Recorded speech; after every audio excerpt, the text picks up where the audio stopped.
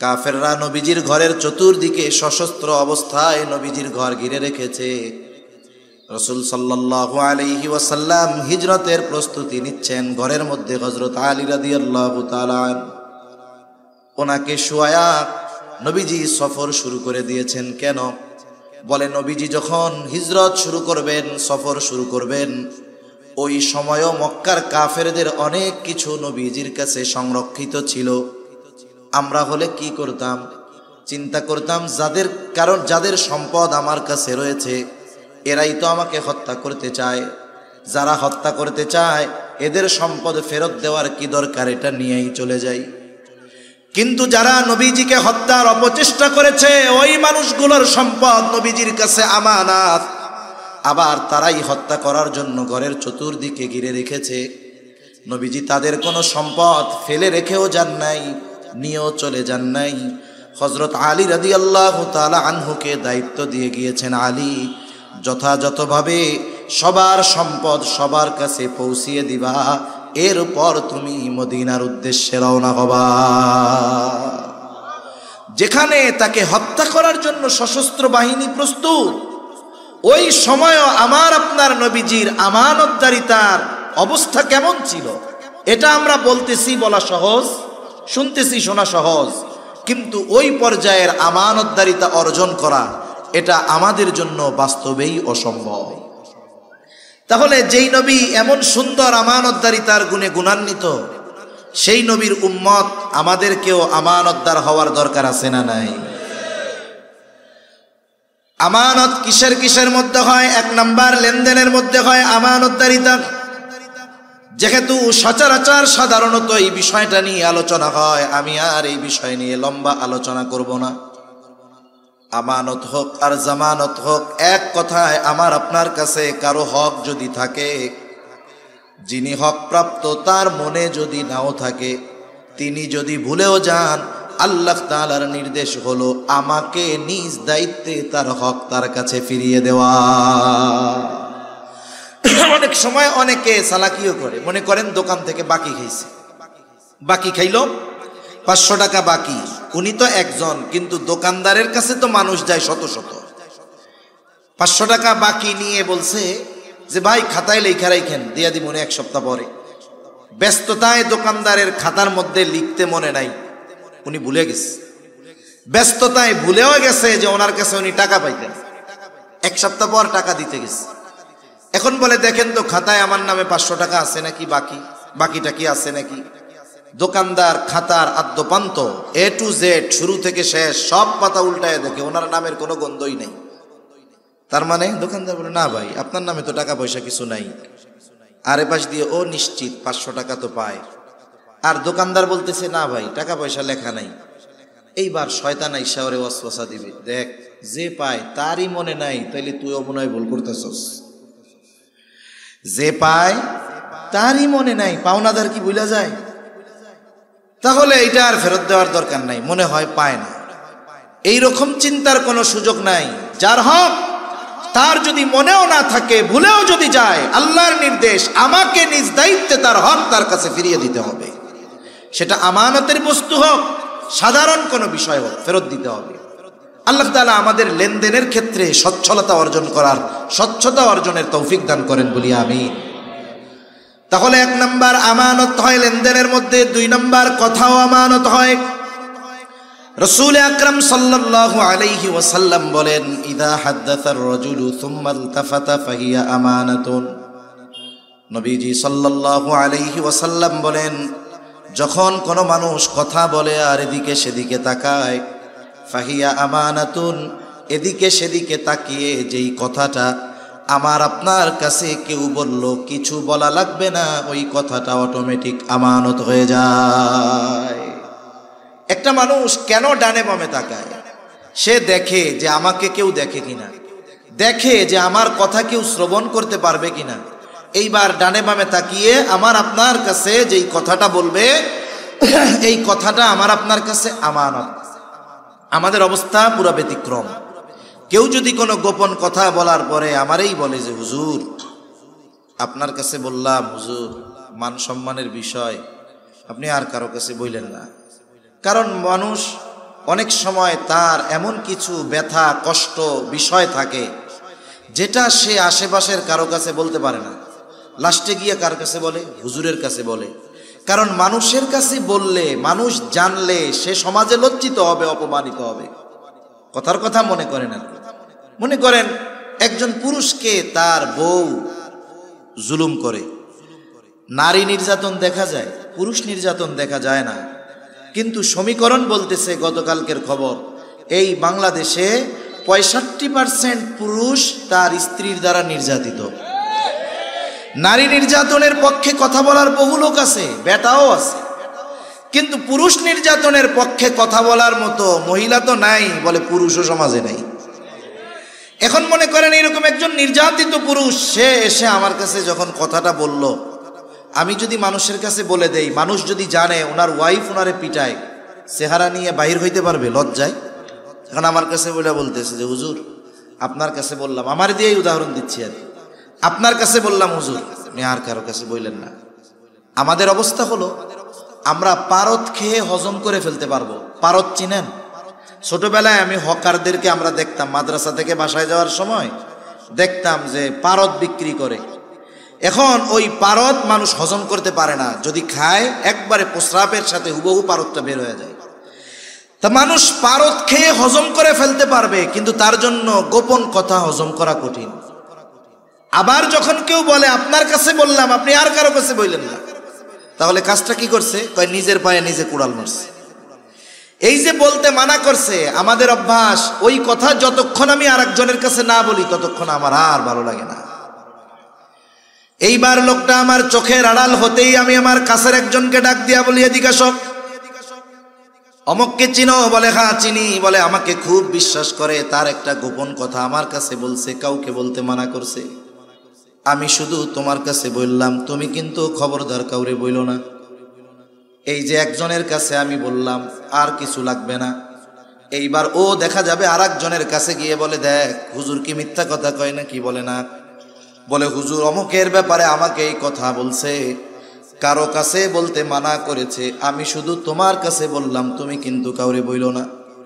এইবারও আর একজনরে বলে। এইভাবে বলতে বলতে সকালের যেই কথা কারো কাছে বলা মানা ছিল, দুপুর হতে হতে 100 জনের কাছে পৌঁছায় গেছে।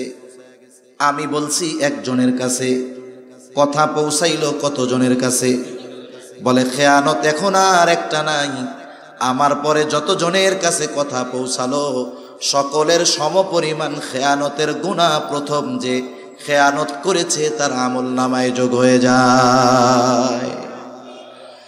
কারণ রাসূলুল্লাহ সাল্লাল্লাহু আলাইহি ওয়াসাল্লাম বলেন, যখন কারো দ্বারা কোনো ভালো কাজের সূচনা হয়, ওই ভালো কাজ যতজন আমল করে সকলের আমলের সওয়াব তার আমল নামায় যোগ হয়ে যায়। আবার যখন কারো দ্বারা কোনো মন্দ কাজের সূচনা হয়, ওই মন্দ কাজ যতদিন চলে, যতজন করে সকলের মন্দ কাজের সমপরিমাণ গুনাহ তার আমল নামায় যোগ হয়ে যায়। নবীজি বলেন, এই পৃথিবীতে অন্যায়ভাবে হত্যাকাণ্ড প্রথম আদম আলাইহিস সালামের এক সন্তানের মাধ্যমে সংগঠিত হয়েছে। এই জন্য কিয়ামত পর্যন্ত অন্যায়ভাবে যত হত্যাকাণ্ড সংগঠিত হবে, সকল হত্যাকাণ্ডের গুনাহ আদম আলাইহিস সালামের ওই প্রথম হত্যাকারী সন্তানের আমল নামায় যোগ হয়ে যাবে। এই জন্য মানুষের যেই কথার মধ্যে তার সম্মান লুকিয়ে আছে, এই ধরনের কথা আমরা কারো কাছে বলবো না। যদি কথাটা এমন হয় ইসলামের ক্ষতি, রাষ্ট্রের ক্ষতি, মানুষের জানমালের ক্ষতি, সমাজের ক্ষতি, তাহলে তো এই কথা গোপন করার সুযোগ নাই, জানলে আরো মানুষের কাছে বলে দিতে হবে। তাহলে 2 নাম্বার কথাও আমানত হয়, 3 নাম্বার দায়িত্ব আমানত, দায়িত্ব। মূলত এই আয়াতের মধ্যে আল্লাহ সুবহানাহু ওয়া তাআলা চাবি ফিরাইয়া দেওয়া মূল উদ্দেশ্য নয়, বরং এই দায়িত্বটা ফিরিয়ে দেওয়া মূল উদ্দেশ্য। এখানে সুস্পষ্টভাবে আল্লাহ তাআলা দায়িত্বকে আমানত বলে অভিহিত করেছেন। এই জন্য দায়িত্বটা আমানত। এখন তো এমন এক জামানা, যেই জামানায় মানুষ দায়িত্ব নেওয়ার জন্য প্রতিযোগিতা করে, টাকা দিয়ে দায়িত্ব কিনতে চায়, অস্ত্র মাথায় ঠেকায় দায়িত্ব নেয়, ঘুষ দিয়েও দায়িত্ব নিতে চায়, ঠিক কিনা বলে? কিন্তু অতীতের মানুষের অবস্থা কেমন ছিল? দায়িত্ব নিতে চাইতো না। এই রকমও ঘটনা আছে যে মজলিসের মধ্যে ওই ব্যক্তির অনুপস্থিতিতে আলোচনা হয়েছে যে রাষ্ট্রীয় এই দায়িত্বটা ওই লোককে দিলে ভালো হয়, ওই মজলিসের মধ্যে যিনি ছিলেন তাদের মধ্য থেকে একজন গিয়া ওই লোককে বলতেছে, ভাই আজকে আলোচনা হয়েছে রাষ্ট্রের এই গুরুত্বপূর্ণ দায়িত্বটা আপনাকে দেওয়া হতে পারে। যেই এই কথা বলছে রাষ্ট্রের দায়িত্ব দেওয়া হতে পারে, বেচারার অবস্থা খারাপ, পেরেশানিতে, চিন্তায়। আলোচনা হয়েছে দেওয়া হতে পারে, যদি দায়িত্ব দিয়ে দেয় তাহলে কি করব? দায়িত্ব দিয়ে দেয় নাকি এই ভয়ে রাতের আধারে এলাকা ছেড়ে তিনি পালায়া চলে গেছে। যদি দায়িত্ব দিয়ে দেয় তাহলে কি হবে? আর এখন দায়িত্ব টাকা দিয়ে কিনে। এই যে গত টার্মের চেয়ারম্যান ইলেকশন হয়েছে, এক এলাকায় গেছি, একজন বলতেছে যে ইনি নির্দিষ্ট একটা দলের মার্কা, চেয়ারম্যান ইলেকশন মার্কা কিনতে ঘুষ দিছে 3 কোটি টাকা। কত টাকা জোরে বলেন না, কত কোটি? এইসব কোটি মোটি আপনাদের কাছে কি টাকা মনে হয়? এই দেশ থেকে বলে 97 লক্ষ কোটি টাকা পাচার হয়েছে। তা এই দেশে তো 1-2 কোটি টাকা, এটা তো স্যাম্পল ব্যাপার, ঠিক কিনা বলেন? ইমাম আজম আবু হানিফা রহমাতুল্লাহি আলাইহি, ইমাম আজম আবু হানিফা রহমাতুল্লাহি আলাইহিকে খলিফা মনসুর বলছে যে প্রধান বিচারকের আসন খালি, আপনি প্রধান বিচারপতির দায়িত্ব আপনাকে দেওয়া হলো। এক জায়গায় দেখা হয়েছে, একেবারে মানুষের সামনে ওপেনে প্রস্তাব দিয়েছে। ইমাম আবু হানিফা রহমাতুল্লাহি আলাইহি সাথে সাথেই বলতেছে, অপারগতা প্রকাশ করছে, এই দায়িত্ব আমি নিতে রাজি নাই। দায়িত্ব দিছে কে? খলিফা, সবার সামনে। আর উনি সবার সামনেই বলতেছে এ দায়িত্ব আমি নিব না। খলিফার আত্মমর্যাদায় লাগছে, আমি বলছি দায়িত্ব নিতে, আমার মুখের উপরে আমার প্রস্তাব ফিরাইয়া দিল। রাগ উঠে গেছে, কারণ মানুষ চেয়ারে বসলে মানুষের মেজাজের পরিবর্তন হয়। পুলিশ যখন ঘরে থাকে বউর সাথে চোখ উঠায় কথা কয় না, কিন্তু যখন খালি ওর ইউনিফর্ম পরে, বাবা আগুন বাইর হয় শরীর দিয়া। ইউনিফর্মের একটা প্রভাব আছে, পোশাকের প্রভাব আছে, পদ পদবীরও প্রভাব আছে। চিন্তা করছে আমি খলিফা, আমার প্রস্তাব ফিরাইয়া দিছে, হাতে সব সময় চাবুক থাকে, লাঠি থাকে। চাবুক দিয়া ইমাম আবু হানিফার গায়ে বাড়ি একটা মেরে দিছে জোরে, রাগে। মোল্লা মানুষ আর কি বলবে, কিছু কয় নাই, গেছে গা, সেও রাজদরবারে চলে গেছে। খলিফা মনসুরের চাচা জানতে পেরেছে মনসুর এই কর্ম করেছে। খলিফা মনসুরকে চাচা বলতেছে, মনসুর কাজটা কিন্তু ভালো করো নাই, ইমাম আবু হানিফার কাছে ক্ষমা চাও, কাজটা ভালো করো নাই। চাবুক দিয়ে আঘাত যখন করেছে তখন ছিল রাগান্বিত অবস্থায়, এখন তো রাগ নাই, এখন ক্ষমা চাইতে যাবে লজ্জা লাগতেছে, কিন্তু চাবুক দিয়া বাড়ি যখন মারছিল তখন ছিল রাগ। এখান থেকে আমাদের জীবনের মূলনীতি গ্রহণ করতে হবে। একটা বিষয় মনে রাখবো, রাগান্বিত অবস্থায় কখনো চূড়ান্ত সিদ্ধান্তে আমরা যাব না। রাগান্বিত অবস্থার সিদ্ধান্ত অধিকাংশ সময় পরবর্তী হায়াত আফসোস করার কারণ হয়। আমাদের গ্রাম অঞ্চলে বেশি হয়, অনেক জায়গায় খোঁজ পাওয়া যায় যে স্বামী স্ত্রী দ্বন্দ্ব কইরা দুইজনের মধ্যে তালাক দেওয়া দেই হয়ে গেছে গা। তুচ্ছ বিষয়কে কেন্দ্র করে বড় ঝগড়া হয়, এক সময় দুজনের মধ্যে বিবাহ বিচ্ছেদ হয়ে যায়। এখন স্বামী 3 তালাক দিয়ে দিছে। শয়তানের এক একটা মিশন আছে, যখন একটু রাগারাগি হবে তখন শয়তান সর্বোচ্চ শক্তি প্রয়োগ করে এই দুইজনরে দিয়া, স্বামীরে দিয়া স্ত্রীর তালাকটা দেওয়ানো যায় কিনা, দুইজনরে প্রচন্ড রাগান্বিত বানায়।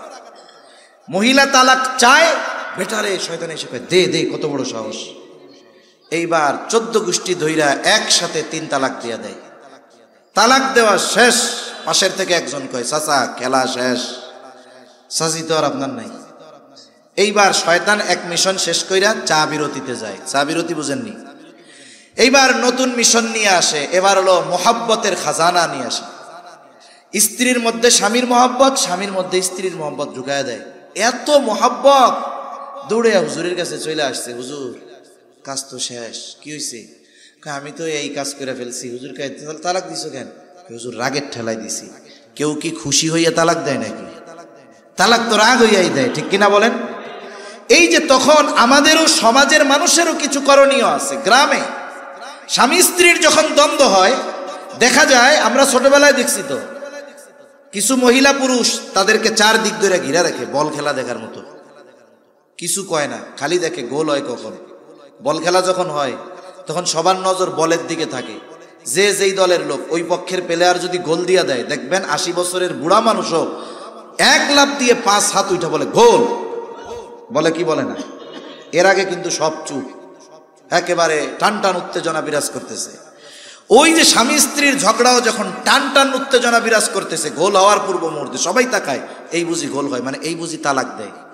এখন বলেন, এই গোল দেখার আশায় না থেকে মহিলারা যদি মহিলাকে টাইনা ওই পুরুষের চোখের আড়ালে নিয়ে যাইতো, পুরুষরা যদি পুরুষকে ধরে চোখের আড়ালে নিয়ে যাইতো, দুজন যখন দুজনের সামনে থেকে সরত, আশা করা যায় রাগটা কমতো, বিবাহ বিচ্ছেদের মতো ঘটনাটা ঘটতো না। এজন্য এই ধরনের কাজে আমাদেরও কিছু ভূমিকা রাখা দরকার আছে। রাগ আসলে কি করতে হবে? ইসলামের যে দিক নির্দেশনা, দাঁড়ানো থাকলে বসে পড়তে হবে, বসে থাকলে শুয়ে পড়েন, গড়াগড়ি দেন মাটির সাথে, অজু করেন, নামাজে দাঁড়ায় যান, সাথে সাথে আশা করা যায় রাগ ঠান্ডা হয়ে যাবে। তাহলে মূল কথা কি?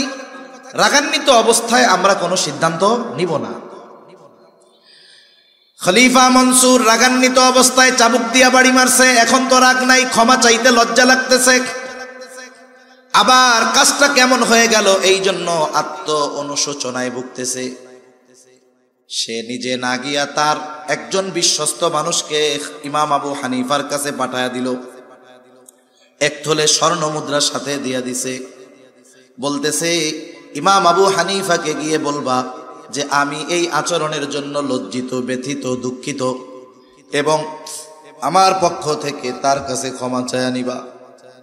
সাথে সাথে আমার পক্ষ থেকে এই এক থলে স্বর্ণ মুদ্রা তাকে হাদিয়া প্রদান করবা, এবং এটাও বলবা আপনি যদি খলিফার দেওয়া এই হাদিয়া গ্রহণ করেন তাহলে খলিফা সুনিশ্চিত হবে যে আপনি তাকে ক্ষমা করে দিয়েছেন।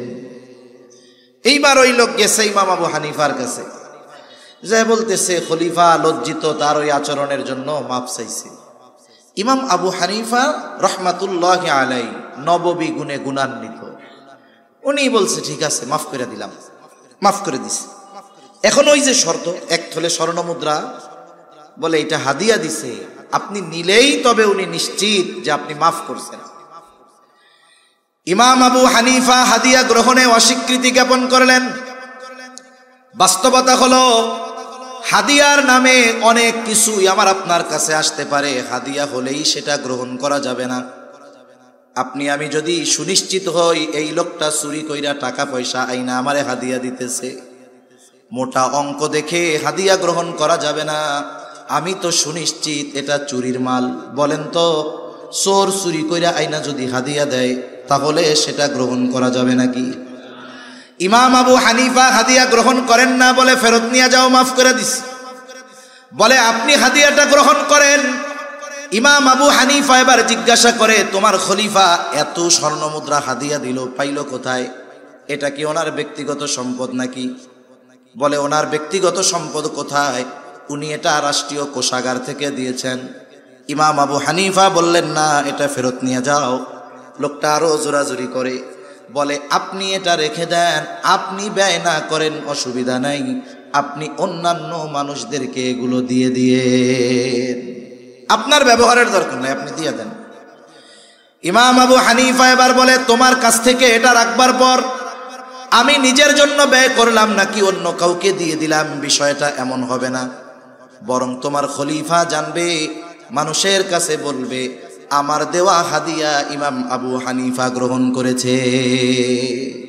তুমি তো এইটা তাকে ফেরত দিবাই, সাথে গিয়ে বলবা এই যে খেলাফ খলিফার দায়িত্ব পালনার্থে রাষ্ট্রীয় কোষাগার থেকে তাকে যেই সম্মানী ভাতা দেওয়া হয়, এই সম্মানী ভাতার বাইরে একটা টাকা ব্যক্তিগত কাজে ব্যবহার করার অধিকার তার নাই।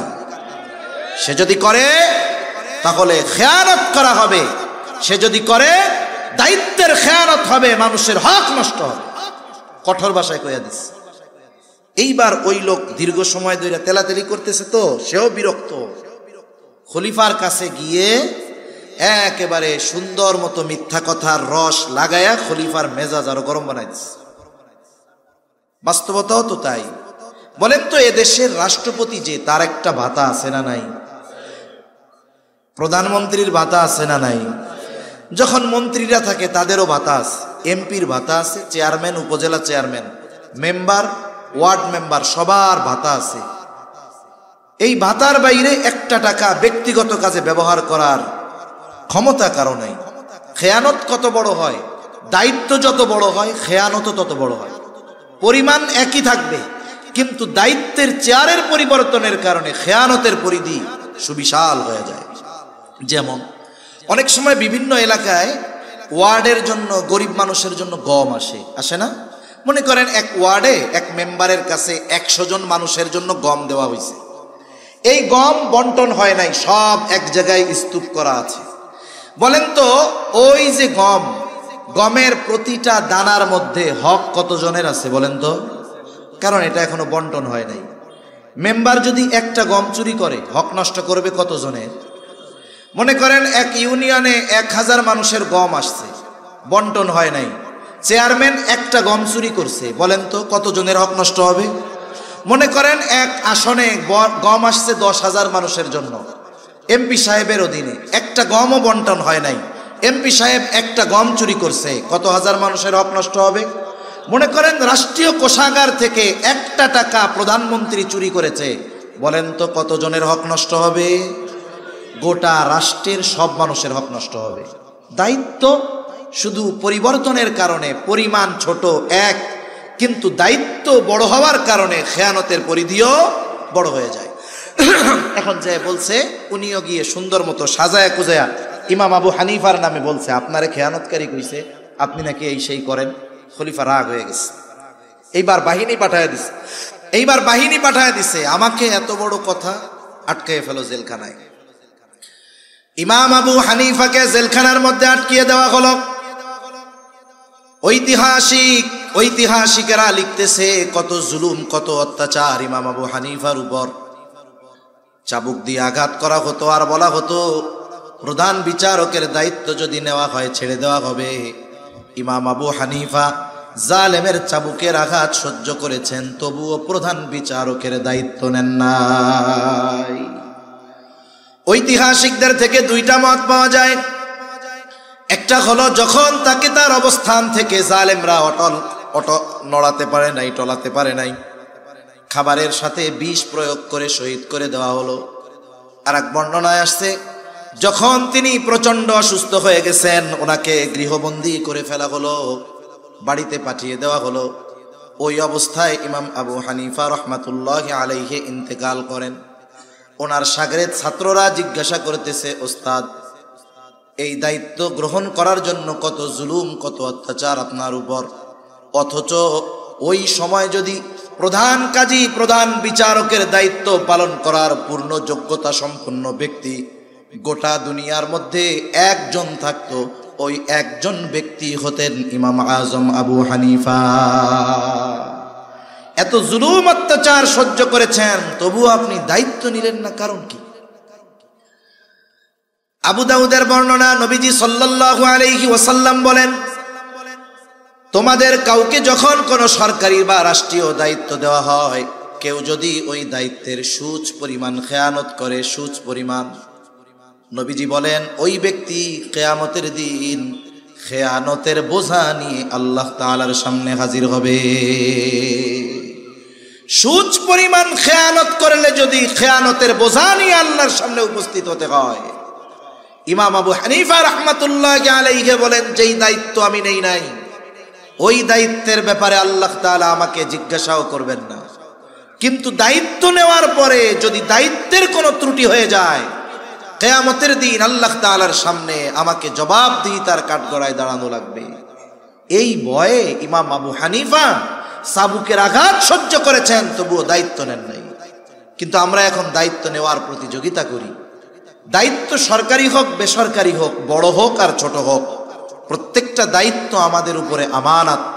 কেউ যদি ওই দায়িত্বের অবহেলা করে ইচ্ছাকৃতভাবে, এবং ওই দায়িত্বের বিপরীতে তার জন্য যদি কোনো সম্মানী বা পারিশ্রমিক থাকে, দায়িত্বে অবহেলা করে যদি পারিশ্রমিক পরিপূর্ণ গ্রহণ করে, নিঃসন্দেহে সে খেয়ানতকারীদের অন্তর্ভুক্ত। এজন্য দায়িত্ব আমানত। 4 নাম্বার, সময়ও কিন্তু আমানত হয়। আপনি অফিসে চাকরি করেন, 8টা থেকে বিকাল 4টা ডিউটি, 1 ঘন্টা নামাজ খাওয়ার বিরতি, বাকি 7 ঘন্টা সময় কিন্তু আমার আপনার না, এটা আমার আপনার কাছে আমানত। ইচ্ছাকৃতভাবে এই সময়গুলো নিজের কাজে ব্যয় করার কোনো সুযোগ নাই। যদি কেউ ইচ্ছাকৃতভাবে করে, নিঃসন্দেহে সে সময়ের খেয়ানতকারী হবে। মাজহার নানুতুবি রহমাতুল্লাহি আলাইহি, যার নামে মাজাহিরুল উলুম সাহারানপুর মাদ্রাসা, এই মাজহার নানুতুবি রহমাতুল্লাহি আলাইহি এক মাদ্রাসায় খেদমত করতেন। মাস শেষে সময় হিসাব করে তিনি ওজিফা গ্রহণ করতেন। একদিন ক্লাসের সময়ে এক ব্যক্তির সাথে কিছু সময় উনি ওনার ব্যক্তিগত আলাপ আলোচনা করেছেন। ডায়েরির মধ্যে লিখে রাখছে, নোটের মধ্যে, অমুক দিন অমুক ক্লাসে এই কয় মিনিট আমি আমার নিজের কাজে ব্যয় করছি। 1000 বছর আগের মানুষের কথা বলতেছি না, নিকট অতীতের মানুষ। এইবার ওনাকে অফিস থেকে ওজিফা দেওয়া হলো, উনি সময় হিসাব করে ওই পরিমাণ সময়ের টাকা অফিসে ফেরত দিয়ে দিলেন। জিজ্ঞাসা করা হয়, হযরত এটা কি বেশি গেছে নাকি? বলে না, বেশি যায় নাই, তবে ফেরত দেওয়ার কারণ কি?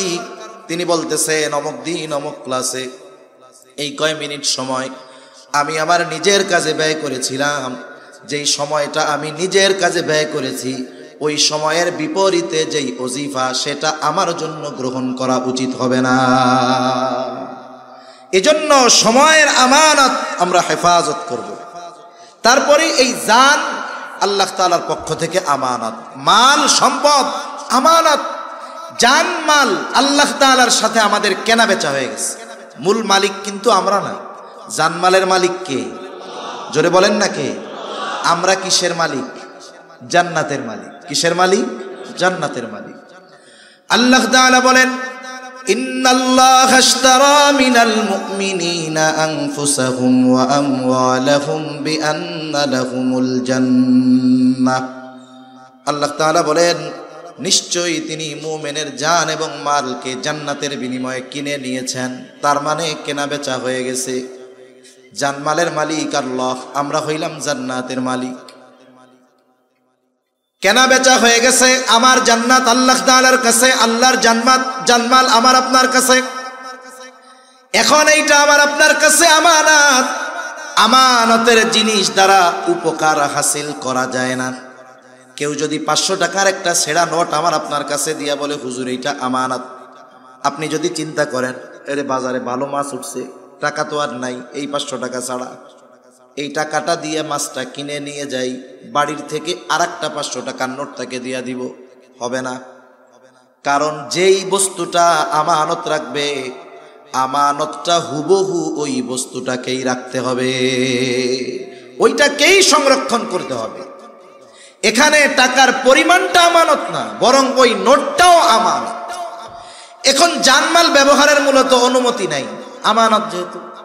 তবে আল্লাহ তাআলা দয়া করে এটা আমাদের ব্যবহারের অনুমতি দিয়েছেন, এই জন্য এটা আমাদের জন্য একটা নেয়ামত। তবে ব্যবহারের একটা পরিধি আল্লাহ তাআলা দিয়ে দিয়েছেন। এই জানমাল এই পরিধির বাইরে ব্যয় করা যাবে না। জান বলতে কি? আমার শ্রম, মেধা, বুদ্ধি, পরিশ্রম, এগুলো জান। এখন আমি আপনি আমার আপনার জানের দ্বারা জান ব্যয় করে, শ্রম ব্যয় করে, মেধা ব্যয় করে ভালো কাজ করি, দ্বীনি কাজ করি, মানব কল্যাণে কাজ করি, কোনো অসুবিধা নেই। প্রয়োজনে দ্বীনের জন্য জীবন উৎসর্গ করে দেওয়া, এটা তো আরো ভালো। সম্পদ মাল ব্যয় করেন, ভালো খাইতে মন চায় খাই, পড়তে মন চায় পড়ি, অসুবিধা নেই। এমনকি নবীজি জানিয়ে দেন, পরিবারের জন্য যেটা ব্যয় করা হয় ওটাও সাদাকা। তবে অপচয়, অপব্যয় করা যাবে না। যদি অমুসলিমেরও যদি সহযোগিতার দরকার হয়, আপনি মাল থেকে অমুসলিমকে টাকা দেন চিকিৎসার জন্য, খাবার কেনার জন্য, পোশাক কেনার জন্য, অসুবিধা নেই। কিন্তু ওই মাল থেকে একটা টাকাও এমন কাজে ব্যয় করা যাবে না যেই কাজটা অন্যায়। যদি কেউ করে তাহলে সে জানমালের খেয়ানতকারী বলে সাব্যস্ত হবে। শরীয়তের বিধিবিধান আমাদের উপরে আমানত।